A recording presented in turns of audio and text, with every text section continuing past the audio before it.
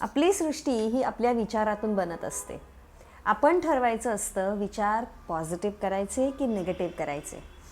आपल्याला असणाऱ्या शारीरिक किंवा मानसिक आजारांचं मूळ कारण हे आपल्या विचारांमध्येच असतं. त्यामुळे त्या कारणाचा आधी शोध घेऊन त्यावरती काम करणं म्हणजेच काय, आपली भाषा बदलणं. लँग्वेज ऑफ अफर्मेशन ज्याला म्हणतो.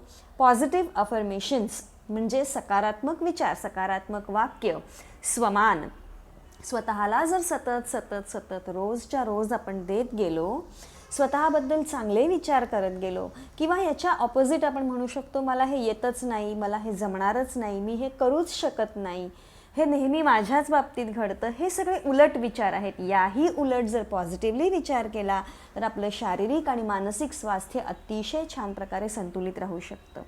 यासाठी योग ध्यान फार फार फार आवश्यक आहे.